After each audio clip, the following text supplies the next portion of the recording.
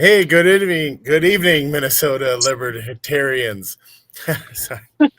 Hello Welcome and back welcome to Minnesota Liberty. Yeah, welcome back. And the four of us are back: Charlie, Joey, Rebecca, and myself. We've got lots to talk about. It's been a while since we've been online, and a lot of things going on. Everybody's busy, and so let's get started. Let's talk first about the one that I made the title, and the one that's really been pissing me off lately is this new war on drugs, or replacement for WMDs for regime change in Venezuela.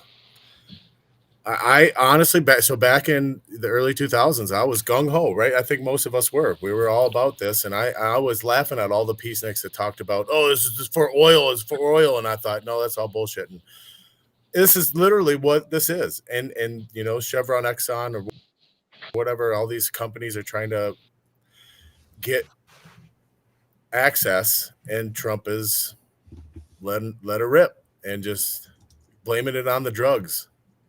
What do you guys think, Charlie? Oh man, there's so much to unpack. I know, listening, Venezuela has not been the top of my mind, but I know hearing Trump talk about, Maduro and not being a somebody that he can work with and all this stuff, and that's why he's going in. But there's definitely some underlying complications there. I mean, it's a nightmare. We're looking at another war in South America, and we're gearing up for it. We've got ships moving in. We've got our fleet moving there. It's not looking good, to say the least. We're blowing up boats that are moving through international waters. Right, and the whole thing that's getting all the right wingers and all the Fox News boomers and everybody riled up is the drugs, right? It's keeping our kids safe, and they've killed hundreds of thousands of kids overdoses, and the drugs are not coming from Venezuela, and that's a as long far as I know, the for fentanyl is coming from China, right? That's what the reports are. The fentanyl is being manufactured in China. I don't know what sources to trust. It blows my mind how fast people can just turn and say, yes, let's go get these. Okay, they're bad. They're terrorizing. Oh yeah, label them as a narco-terrorist group. So now, they has all the free will they want for AUMF because they're terrorists now. So it's I don't understand. What is the direct threat to the United States at this point? There is none. This is just an excuse. No, it's just like any other war. There's no direct threat. They're making this up. They want to act as though they are not held accountable to the law, which we know they're not going to be. They're going to make these decisions. They're going to blow people up. There's never going to be any accountability. They're never going to pay the price because they exist under a different set of rules than we do. And then they're just going to... I don't know. Similar situation that they did in Libya, except that's where all those refugees flooded into Europe. And now what's going to happen to that? Venezuela is not a small country. And I'm not really familiar with the population. What was that, a Ted Cruz thing where he didn't know the population of somewhere, whatever. But anyways, no, that was honestly, if we just create that turmoil. I know Joey and I were talking about that, old meme, the turmoil, and it's all about the oil. And we just... I see the pun there. The turmoil. That's what you... Yes. Allegedly, the answer is 28.5 million if someone wanted to know the population of Venezuela. 28.5 million. Perfect. So from my understanding, I don't know that Venezuela's got a military that's going to attack us. Right? I understand the natural resources there, and so you're probably going to get the coalition with maybe a Russia or a China. Is Venezuela part of BRICS? I believe that Venezuela is more BRICS aligned than it is US aligned. Okay. So that's actually where you would draw the, like, if you're looking for, I mean, all these wars always come down to the central banks. That's what they all come down to. So we're talking about natural resources. I don't believe it's about the oil, because if it was about the oil, we would be tapping into our own natural resources, and we're not. We have the oil in the United States. We don't need theirs. Well, yeah, but you can have these, conglomerates of Chevron and Exxon and their lobbyists and their people that are driving it to say, well, look, we can tap out we've already tapped out whatever we can in the Middle East. So, hey, let's get this closer to our oil. But they haven't. They didn't take the natural resources of the Middle East. All they did was go in and blow it up. True. They didn't take Great the point. oil. They didn't. The only thing that the United States got out of it was military contracts. That's literally it. I'm not disagreeing with that at all, but I think also behind the scenes there was a lot of that contracts also being, where it's not the U.S. particularly doesn't own the oil, like another communist country would be, or like Libya or whatever is now, or all these, like Venezuela, or they've nationalized their oil, and I feel like the lobbyists of our conglomerate damn corporations have that kind of pull, and they're in with the banks as well. I think they're all in cahoots. Like, I think that they want the energy just as much as anybody, and to have it drain it from somewhere else. I think the energy is more of a subset, of the central banks. But truly, this all originates out of the central banks. And if Venezuela is more BRICS aligned than it is US dollar aligned, that's where Libya, Gaddafi, he didn't fall under the central banks, the same. He wanted a gold-backed African currency, and suddenly he didn't exist anymore. Right. That's you go down to the nuts and bolts of all of this. That's where it originates. It's all about control. It's not about the resources. The resources are just, like I said, a subset of this. If we can get something out of it that people under us that are, or not us, is we're not making these choices, right? But the people under, where our nation is aligned, if they're getting something out of it, then it's like the king keeping their peasants happy. You know what I mean? So like that's really what this is. So I think there's a bunch of things that come into play in Venezuela. Number one, it's their economic decline over the past decade. Since TJ, like you said, I think they nationalized their oil production. They didn't maintain the oil production. Right, it kind of deteriorated. The currency went to shit, and I think Maduro was just reelected this year, and I think there's his swearing in was contested, and so that causes a lot of internal strife. And then you've got other countries that are looking to play on that with, like I said, China, Iran.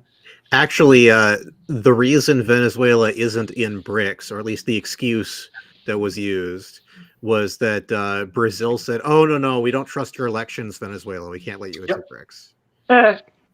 And so I think there's a lot of internal strife within the country itself. They're in a civil war. And chaos breeds opportunity. Yeah.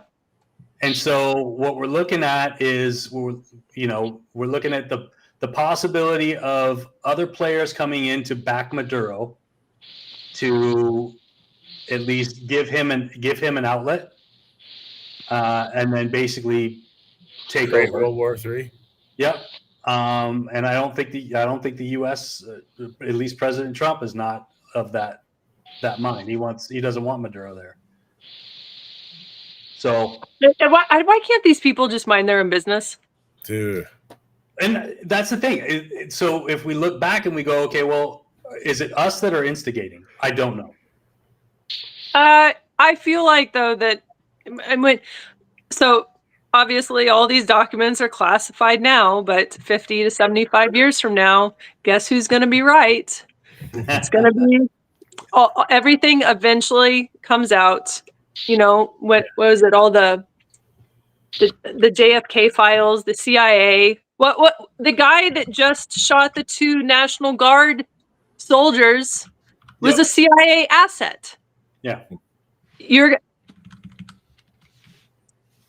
Yeah, a lot of that stuff I don't think is coming out though, as far as some of that. Some of the but it's going to be who cares at that point. It's going to be old. It's going to be old hat, water under the bridge. Right.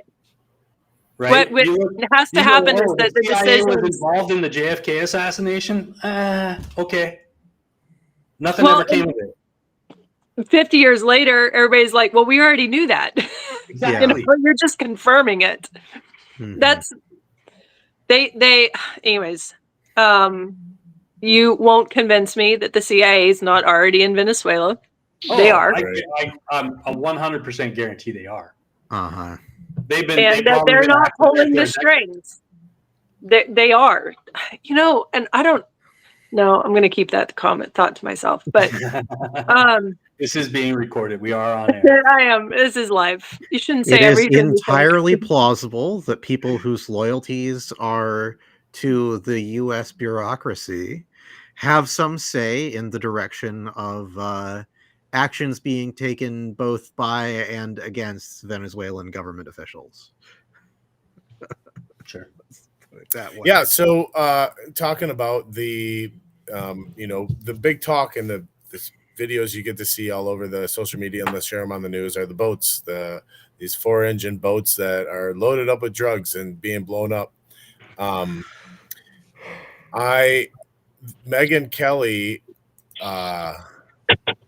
said something the other day. She was talking to somebody, and this last one was it took 2 strikes, right? They didn't kill everybody on the first Hellfire missile. A couple people were hanging on the boat, so the admiral decided to kill them because that was the order from Hegseth, the Secretary of War. Anyways, that's a whole other episode actually, but he ordered to kill them all. So that was the admiral's choices to kill him, and so that's illegal. This is something that Megyn Kelly said that just got me going real bad. You kind of not only want to see them killed in the water, whether they're on the boat or in the water, but I'd really like to see them suffer. I would like Trump and Hegseth to make it last so that they lose a limb and bleed out a little. Like, I'm really having a difficult time picking up sympathy for these guys who 10 seconds earlier almost got taken out by the initial bomb, but because they managed to get ejected, a little too soon, had to be taken out in the water. I realize legally it may make a difference, but truly, Mark, this is a tough case to really gin up the sympathies of the American people. Yeah. So that was inhumane. He's a psychopath. Those are the words of a psychopath. Profoundly inhumane. Did she just damn people for surviving a missile attack? Yes. Oh my god. The nerve. How dare them? Uh-huh. And she's been saying some of the right stuff about the kids being killed in Gaza. Like, she's come out and realized some of the right stuff, and then that, these are the talking points that tens of millions of Americans hear over dinner every day. Oh man. Certain generations. I mean, let's be honest. There's only a certain subset of people that are listening to Fox News. Yeah, that's on a regular true, basis. But all their family members have to listen to them repeat it afterward. Yeah. They're. Yeah. Uh-huh. So legacy media is not dead yet, and the mind virus will live on. They'll find a way.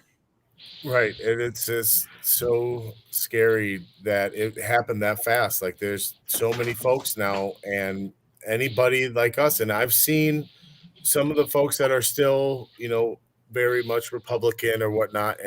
But on our Liberty side, and they're just getting thrashed. They're getting ratioed on their own posts Yeah. from their boomer followers that are like, you have no idea. You're just so stupid. It's like, The holy worst thing, cow, this is so the best deja thing, vu. the best thing that could happen to American politics is that we can get past this boomer stage and Yeah. let other people take the reins. I'm trying to have some nice way of saying that, but American boomers, like seriously, you guys are disgusting. And not all of you, because that's like collective in nature, but have you been on a Republican thread lately where you just go and like you said, like the Liberty people that are like, hey, due process, that's still got to be a thing, like human rights, that's still got to be a thing, and Not the their boomers, citizen. They're not a citizen. the people that are responding to this are acting like Megyn Kelly just did, which is psychotic. You guys are acting psychotic. You want another 9/11 and to go and spill 7,000 more plus or more American military lives of a war that you have absolutely no intention of fighting? That's just, I have absolutely no respect for somebody who's going to be like, oh, we're just going to blow people up. And then, you know what? You've never gotten your hands dirty in your life. Shut up and sit down. They're the same people that would rejoice at the suspension of habeas corpus. Yes. Yes. Like they would celebrate it. They'd be like, yes, go ahead, detain those people. What this all comes down to, and I was thinking about this as I was driving home because we're late starting. That's my fault. I was on my way home from work. I got a job because the economy sucks, right? So that's another topic for this evening. But I was on my way home and I was thinking about like all the things that are, happening in our country right now. It's got the bombing of Venezuela. You have the ICE agents that are just raiding people. I saw a video of an ICE, it was an unmarked SUV ramming a civilian truck, just unmarked. Like, how do you know? This is psychotic. What this is these are petty tyrants with little penis syndrome. And you guys need to check yourselves because you are going to destroy the future of all of these kids that have absolutely no say in what they're being handed to right now. And this is their fault. Yeah, it's funny. Not funny, haha, but like ironic. Funny like Riri. Yeah, right. Ironic that the people that are acting in this manner right now are becoming exactly what their opposition had said they were going to be. Yeah. I'm not sure. And they don't understand it. They don't get it. They don't see it. They're like, no, we have a right. We have a plausible solution for this. Like, they think this is the solution.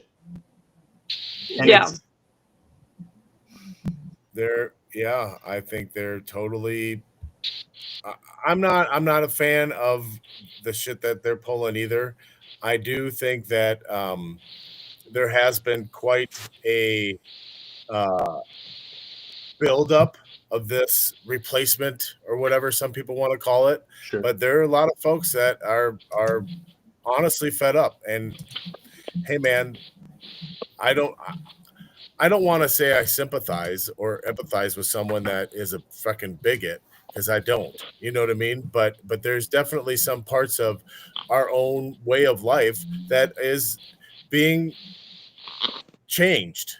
And whether it's good or bad, whatever, I'm easy. So it's like I can go roll with the punches. But there are a lot of folks that are fed up. And these are a lot of the boomer types, and the way they spew off their anger issues is a whole different way, and it can come off a lot ruder than maybe they intend. I don't know. But like they're the weak. They were the weak generation that led to the hard times. You're not wrong. You're not wrong about that. There's totally right. And I think I do confront quite a bit, of these folks when I talk to them, when I'm sitting there and saying things, and maybe they do cower a little bit or just say, "Well, it is what it is," or the dumb shit talking points, and you're never going to get past that. But You know what though, lately? yeah, So my new job, I work with a lot of younger generation people, and talking to them, and you get a lot of like those young kids kind of, hate on them or whatever. But I actually, have you ever sat down and had a conversation with somebody that's like 19, 20, 21, 22 years old? I think that they have the possibility, with the right influence, of being the kind of people that really that propels us into the future. Like they've got a level of caring about each other to them, where like my parents, who were boomers, were just like, "Oh, you're gonna go pick yourself up by the bootstraps and like do something for yourselves." "Oh, I could," who are just like totally condescending if you're like, "Hey, I'm struggling right now." You know what I mean? But like these kids, they're very concerned about each other and about human rights.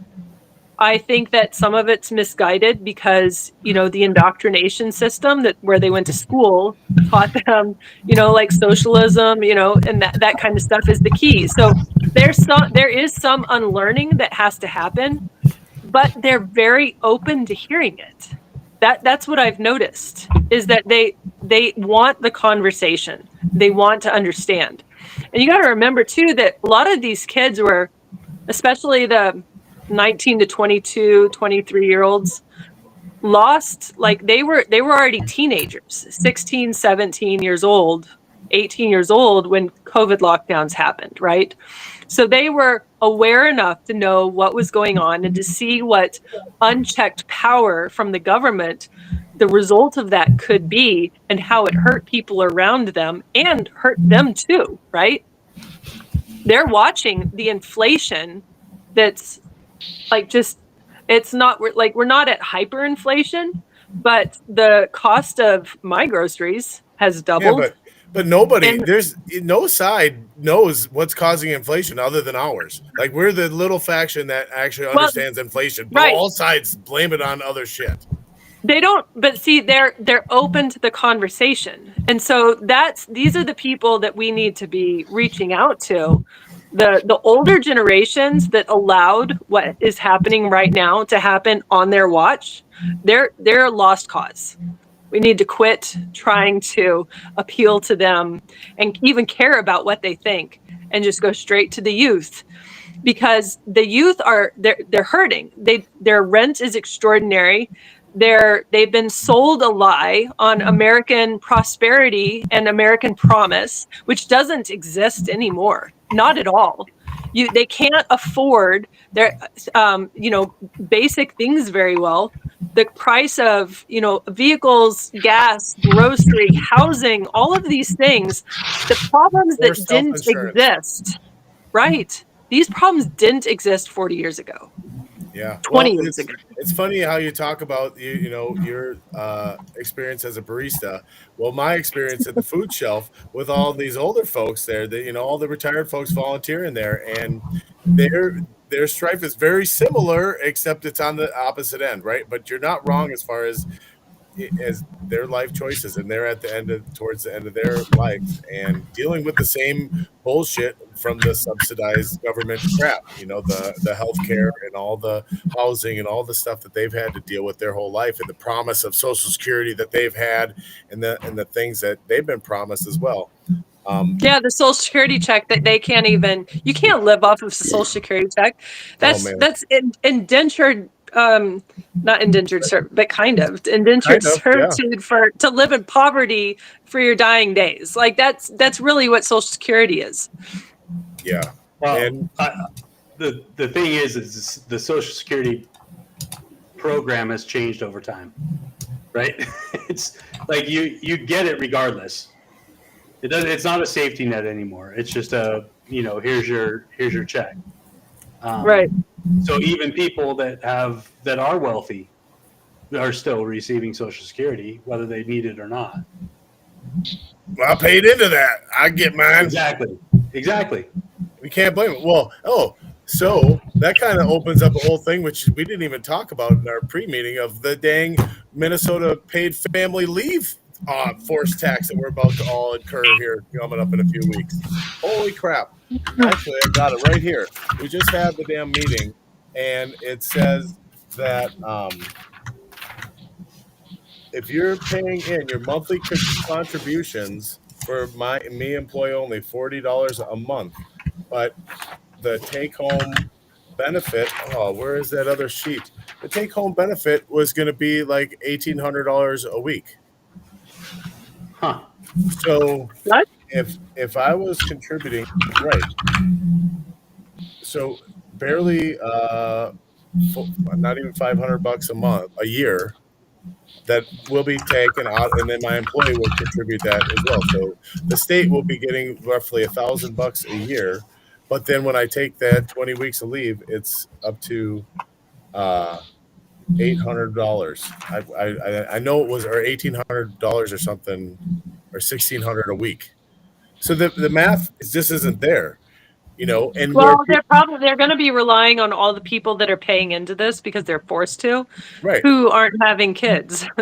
Well, it's not just about having kids, though. You get sick, or your mom gets sick, or anybody qualified in your care. Oh man, this is going to be abused like crazy, and the money is just going to fall out. You know what? Looking at what other states. The way I see this is like we're essentially going to destroy small business in the state of Minnesota. Yes, that's the part that it's not even part of the money. That's the part of the business that's just going to go away. Right. It's just it's a logical end to this. You have to incur these expenses because it's mandated by the legislature, right? It's a law that you have to incur these expenses and pay them out, and then pay 50% of the employee's wages while they're on leave. It just a small business cannot recover from that, and without replacing that person either. I don't even think a large business would be able to recover from that eventually. You know what I mean? That's going to soak it up. That's going to really I think fairly large. If you're in like a company of around 500 people, you could probably absorb some responsibility within there. People are not going to be happy with absorbing responsibility. But if you've got a 10-person shop, right, and somebody takes off for what is it, 12 weeks? 20? Or 20 weeks? A number, up to 20 weeks every year. And then, like, you can't replace that person, right? Because they have to. They have their job coming back. Yeah, you have to offer them their job at the end of that time. Like, how do you soak up that workload? You can't just. Small business is gonna die. No, but nobody thinks of that. They stop right here at, well, wouldn't it be nice if you had a kid and you get to? Wouldn't it be nice if you wouldn't have to choose between your job or be getting healthy? It's like, and then like, let's go a couple more steps here and figure this out. Let's just the not craziest stop thing. Listen to this. This is absolutely insane. My neighbor, like, I walk my dog around my neighborhood 3 times a day. Right, I talk to everybody. My neighbor is like, he owns his own construction company. Mm-hmm. And he's a solopreneur. He does all the work himself, right? He's a small LLC. He'll hire subcontractors sometimes, but he's the only employee of that company, and he still has to pay into this, so that he can pay himself paternity leave. Right. It's not just wait. How much is it that you have to pay into a year? I keep looking at the wrong. I just, I feel a little sick right now because I have a small business. There it is. And I am my own employee, my only employee. Yep. Okay, so if you make 40,000, you pay in $162 annually. If you make 176,000, you pay in 713 annually, right? But then weekly wage, if your annual wage is 50,000, your weekly wage will be 962. Already more than you already So paid who's in paying the that whole freaking year. 962? Is it the state or is it the business? I think it's 50-50. The state pays you once you go on this I think leave. the The state pays pays you. 50%. I think the state Really? pays 50%. Yeah. Well, so Okay. there's Well, the acronyms on state pays because when unemployment insurance, Yeah. I believe the state pays 50% for that, and the employer that they still pay into your unemployment, right? Give me a hypothetical number for how much money you would pay yourself as an employee of an LLC. Who, As the me? sole, yeah. Give me a hypothetical number. I don't want the real number, but like if you paid yourself a wage or a salary as the sole employee percentage your of the company, revenue, just give me a number. percentage of the profit, a percentage of If the I was, profit. yeah, well, percentage of the, yeah, because that's different, right? Like how much Well, you're yeah, putting no, in. but like Yeah. I'm not So asking how much money the company makes. I'm asking how much money you take out of it as a paycheck, because the right. amount that this premium calculator for employers that I found on the paidleave.mn.gov website is based off of employee payroll. Okay, so let's say hypothetically, Uh-huh. 52,000. All right. If it were $52,000, employee count must be 2 or more. All right. Let's switch to individual. The 52,000 for an individual. Premium successfully calculated $4.40 every week. So $228.80 annually. Yeah, that's the $202 that's on this chart. So that's annually $202 that you contribute. Yeah, and Okay. that's how much you give to the state for the privilege of you being able to Now, take. You know what's going to end up happening I'll though, go to the because of benefit this? page. You know, and if you're a sole owner of a business and you're your only employee, I'm not saying I would do this because this is being recorded and this is live, but I know human nature. That is substantially less than 20 out of the 52 weeks worth of half of your $52,000. All you have to do to avoid this money is fix your books.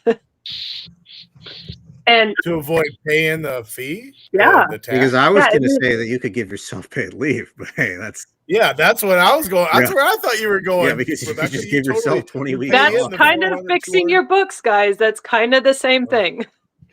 Well, that's all you got to do is keep your books and then apply to Minnesota. Say I'm going on leave, and then they're going to start paying you, and you don't have to work.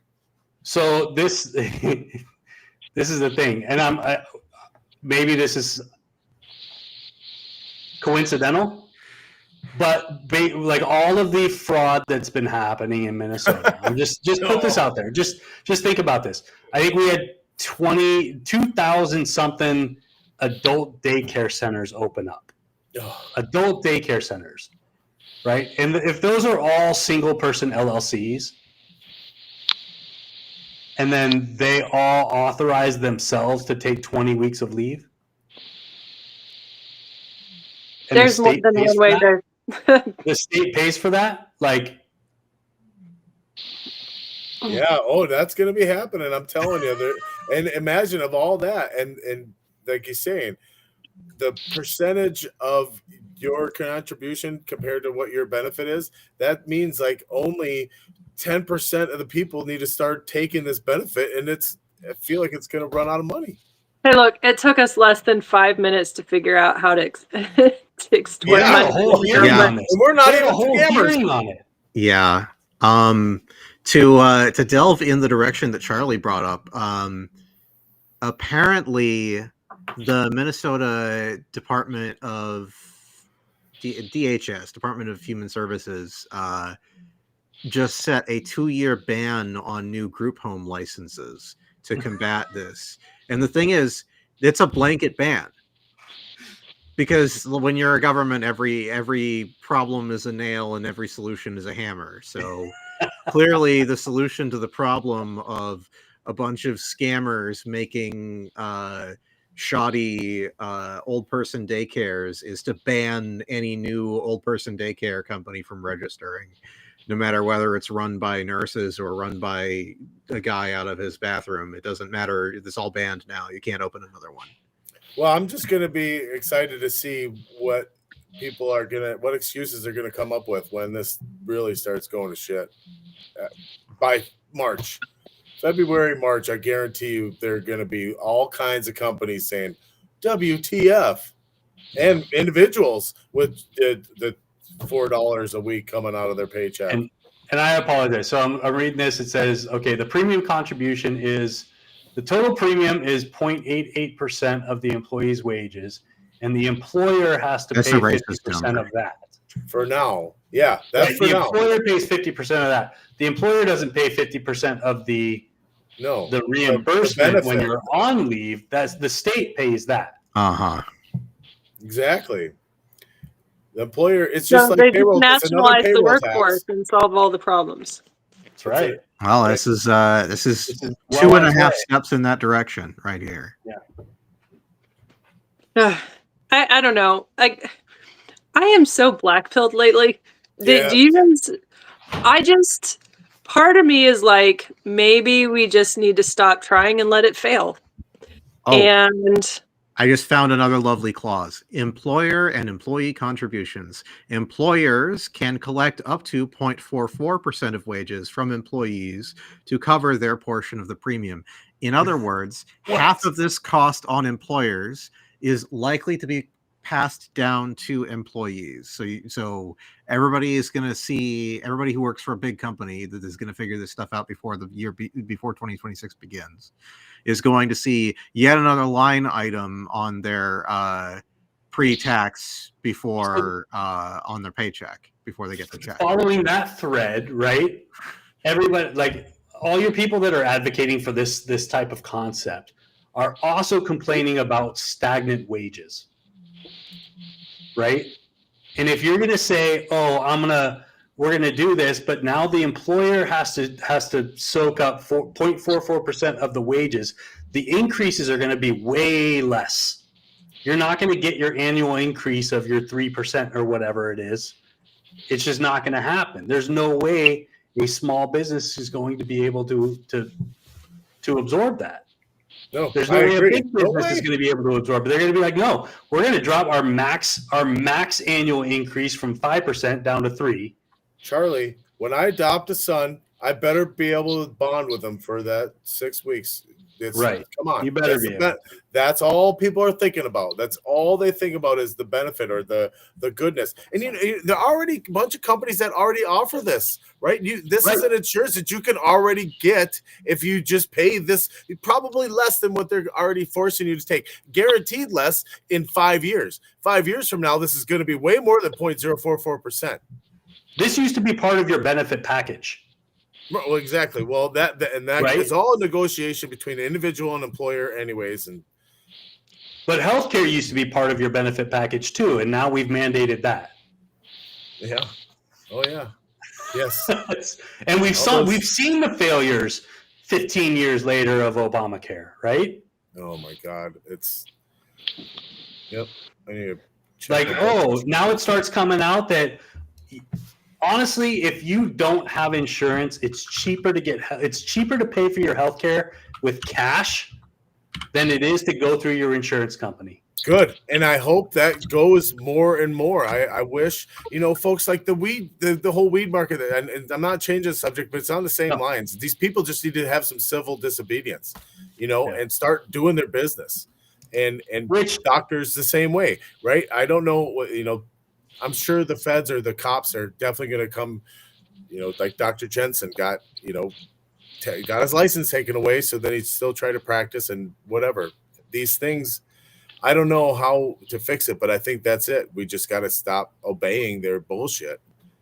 Well, the next step after that is when you have a lot of people that are starting to engage in civil disobedience, is that they're going to crack down because they don't want dissent.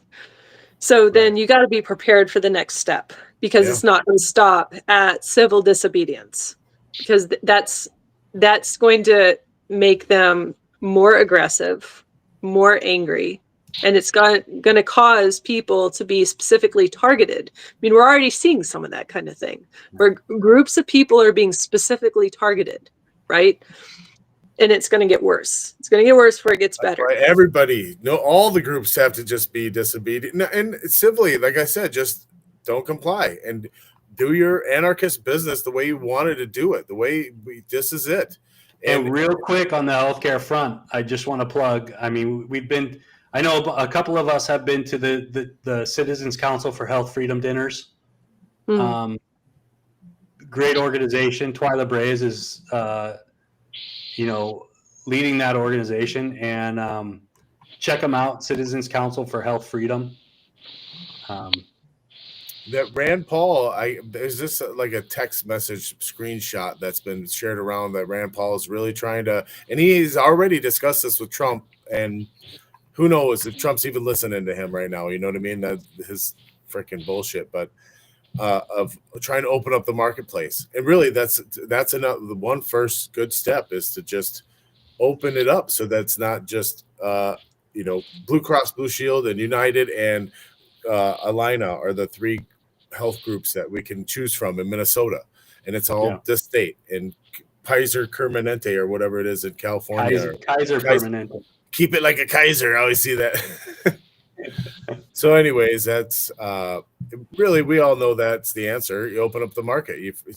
Just like Joey was saying, this 5-year temporary ban on this industry that people 2 years, 2 year, whatever. Yeah, it's a ban banning, like livelihood. refusing licensure to new companies in a certain field, certain subfield, because other people have been scammers in that field recently. That doesn't help people. Yeah, the incentives, man, are all effed up. All right, where do we go from here? Have we hit walls enough on the fraud? Right. We hadn't mentioned his name before now. Everybody take a drink. The affordability. I went down this path today because I was I'm trying to put the timeline together, right? A lot of this started a long time ago, right? This is pre-walls. Mm-hmm. So hanging it on walls seems like to a certain degree, he's a fall guy. Right, he's currently in power. It's happened most recently, basically since COVID. Right, everything started to go downhill, and so I started thinking about this, and I'm like, okay, but this, the advocacy for all of these nonprofit organizations to be able to work the system in the way that they are is a design thing. It's designed, it's built into the system. This goes way further back than Tim Walz. And I wanted to say, look, the cracks started showing when Ken Martin left the Minnesota DFL and became the chair of the Democratic National Committee. And I wouldn't be surprised if this goes all the way back to the champion of the Minnesota politics, Paul Wellstone. I wouldn't be surprised if a lot of it has to go back to a U.S. senator that built this up. I'm just saying that. I have no idea. I have no evidence of it. But speaking to this from a fraud and compliance perspective, I cannot help but notice that while the amount of money that the state government has been handing out to organizations has shot up drastically, the number of professional hours of has stayed stagnant.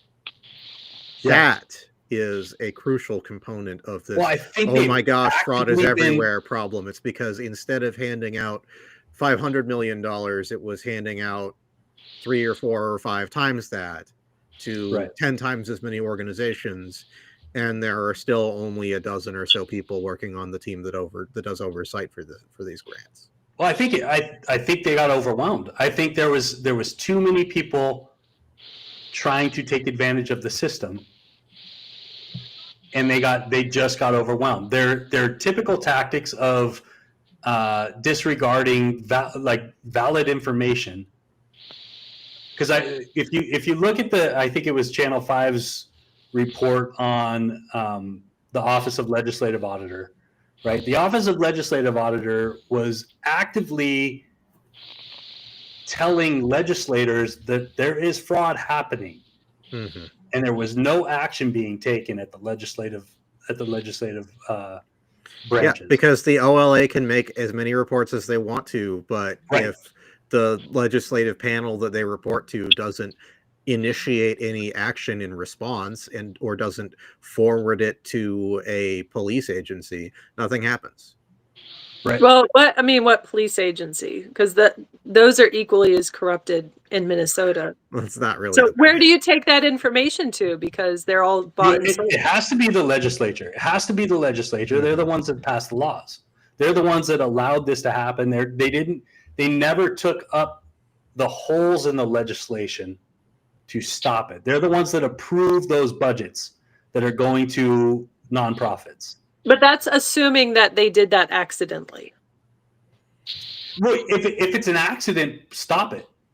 Right. What I'm saying is, Rebecca is saying why are we assuming that this is incompetence instead of malice? Oh, yeah, and that's what I'm saying. I don't think I think it's built into the system.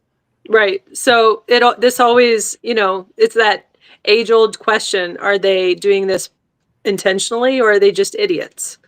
And I think that it gives them too much of a free pass to say that these people are idiots. Useful idiots. Some of them are, but these people are not stupid. They know what they're doing. I think they know what they are doing. I think too many people were educated on the loopholes. Right.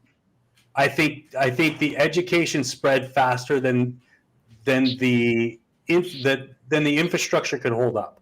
Charlie, are you suggesting that security through obscurity doesn't work?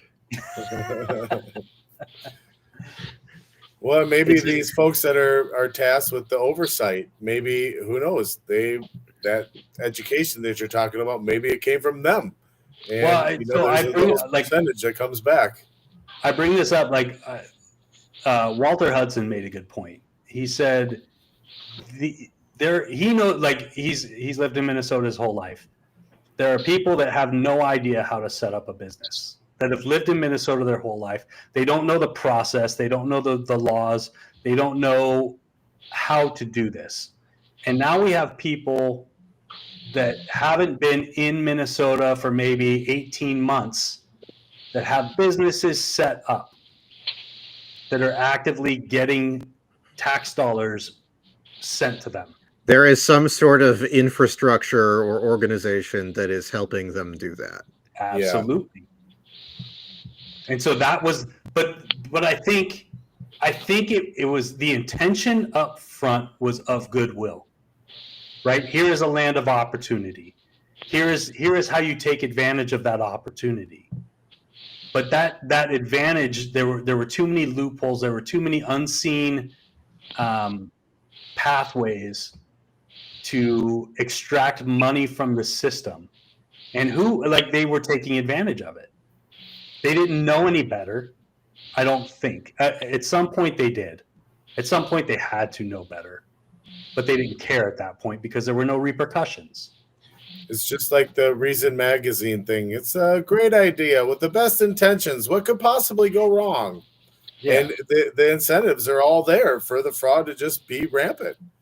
Yeah. When you got the oversight. Now, every time I hear the talk about oversight, that just means more freaking bureaucracy. So I just, you know what I mean? I just want none of the benefits to be available, and let's all work together and provide the benefits for each other.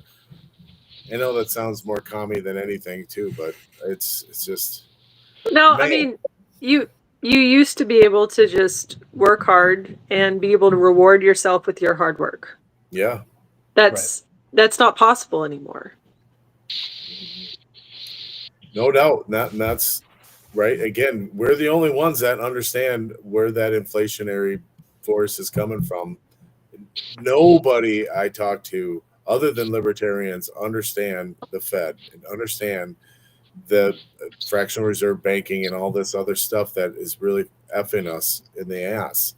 And they really want to blame these the corporations or the other stuff. Like, I guess it's really just corporations, which I don't think are also good. But I don't They're think- not saints. that- Corporations Yeah, exactly. are, by law, sociopathic. But the corporations creating have of an thought. ignorant society and an ignorant base is intentional. This has been decades of work to make. They just want dumb workers. They don't want people that can think for themselves, because then they'll recognize these kinds of things, right? Yeah. They don't want a thinking public. Or even workers. Look at what in COVID, right? My family doctor that I had ever since I got home from the Navy was completely gone, and I haven't talked to him since. Like, I can't believe that the whole vaccine thing and talking about this, and just, doesn't this not make sense to you? And he was towing the damn line, right? And now this other stuff that my mom's been in and out of the hospital for the last month and a half with a couple surgeries and stuff, and then it's like they draw blood, they see these levels, here's the chart, and freaking medicine there, and then you see you later. Yeah, but The doctors don't even think about shit. No, but these are people just memorizing facts. They're not thinking. Anybody at a certain capacity, can memorize enough facts to get them through the day, to get them a degree, whatever. But these aren't trailblazers. These aren't people who can solve complex problems or think through the nuance of different scenarios. That's not what these people are. And modern medicine they teach you how to give drugs. Yeah, it's totally protocol. obvious. It's protocol. Right, and you don't get your license if you don't follow the protocol. Yep. Yeah, that's again, we're right back to that black pilling, man. Every time we start talking about this shit, man, it's just like, crazy. God. But that's I think that's what we haven't progressed our tools, our own tools to be able to find this stuff out, right? We've been on autopilot, is what I'm saying. Like, we don't, the typical citizen doesn't show up to their city council meeting. No. Yeah. They probably don't even know the names of their, like, I would say most people don't know who is on their city council. I had somebody, I put out my,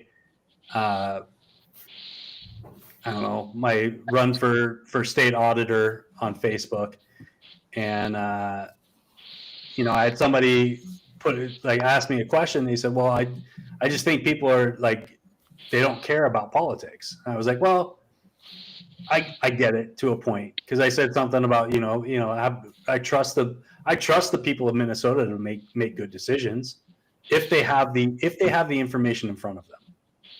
Right. And now the information has become obscured, and people no longer trust their news sources. So it's tough to reconcile that and spend the time to actually flesh that out. So if we can progress our tools or upgrade our tools to be able to deliver accurate information in a timely manner, I think people will come around. But you've got to give them those tools and train them on them. And most people don't want to take the time right now. But I think at some point they will, because regardless of whether you want to engage in politics or not, politics is going to engage with you. It's just the way it is. Whether it's through overtaxation or something that you don't like, and that's how we get these single issue voters. That it's like the one thing that infringed upon their peaceful life, kind of stirred them into a frenzy, and now they're going to rally against it. And they're very apt to, I don't know, sway one way and forget about everything else because they don't care about any of the other pieces of politics. They only care about that one issue. And at some point it crept in, and hey, they'll find people that align with those issues, and whether they choose to pursue other issues or not, that's up to them. But I think we've got to give them the tools at least to see. Well, it comes down to the money. Where's their money going? Here's the other part of this, and this is something that my family has been feeling, especially lately. I don't know. But I mean, obviously we care, right? Because we're here, we do the stuff, we're engaged, we're paying attention. I am working 2 jobs. I am also trying to take care of my family. My husband is working a full-time job. He's also coming home and, trying to do family stuff and raise kids. And we are tired. Yeah. And this it's not like our story is unique, because everybody around us is trying to simply make it, and so you've got to figure out, I don't even know, like there's no easy answers. It's just the situation that it is. But then it also comes back to, is this, I believe that this is by design, that when you keep people, that you're just allowed to do good enough to barely scrape by, but you're never allowed to do anything for yourself that would help you just get yourself out of your situation, be able to, propel yourself into something greater. Like, you're just constantly spinning the wheels, but so many roadblocks are being put in front of you from being able to go to the next step and to be able to, maybe not have to work 2 jobs, but those roadblocks are constantly like, you're not allowed to do this. You're not allowed to do this for yourself. You're not allowed to do this. So trying to get your foot into the door of something new that you might small business. Maybe I could make something of a small business, but then you're talking about well, now you got to pay this tax. And I already know what it's like to try and start a small business in Minnesota. Not easy, right? And then the cost of things are extraordinary. And do you know what it's like to my family, we shop when we grocery shop. I get everything generic brand. All we buy is our ingredients. We do a lot for ourselves, just trying to, make it by. But I can tell you that the cost of Great Value Walmart brand has doubled in the last years. Doubled. That you know what that does if you're and that it doubles your grocery bill, And so then we're talking about all these other things. And so you have people, my story's not unique. We have other families. We're surrounded by families all in the same way. All we do is work. And we see the problems. And lately I've been do I have the capacity to just keep going? Because there are some days, and it leads to that black pill where you're I'm so tired, and if you can relate to that, just the fatigue and the weariness on what this life has handed you, not because it couldn't be great, but because you're not allowed to be great, that this is the place for you.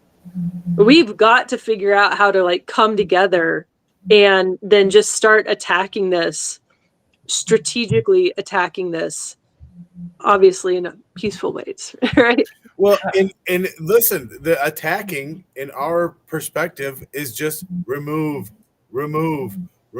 cut the lines in the in the statutes to stop all these inhibitors that you're saying that are not allowing people to live their life and do these things.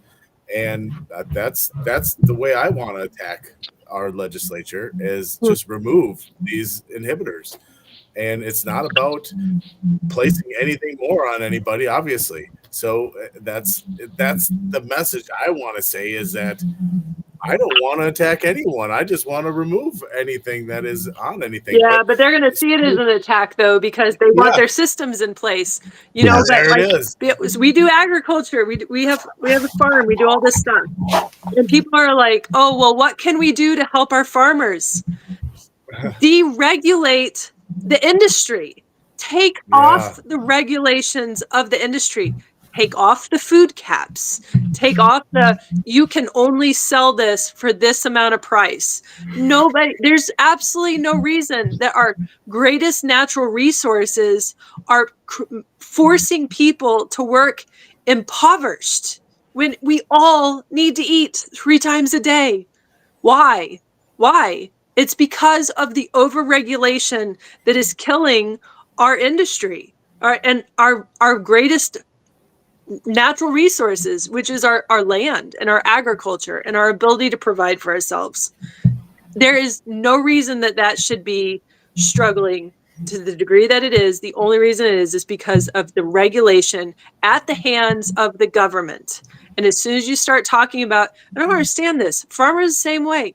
They're like, oh, but the government, like all these programs, we need this. No, that program is killing your farm. Mm-hmm. It's killing your farm. We have lost thousands of family farms in Minnesota in just the last few years. Thousands.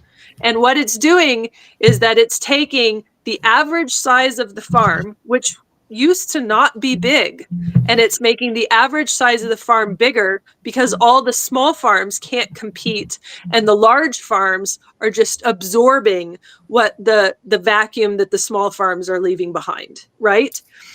You're losing your resources at the hands of regulation. That's happening in every industry. Every single industry is the bigger just keep gobbling them up, because another reason for that is anything, it's their fiduciary responsibility to create growth and have profit for their shareholders and things like this. So those are written laws that if they don't do this, so if they have to cut or do this and make shrinkflation and do all this other stuff just to save money per quarter.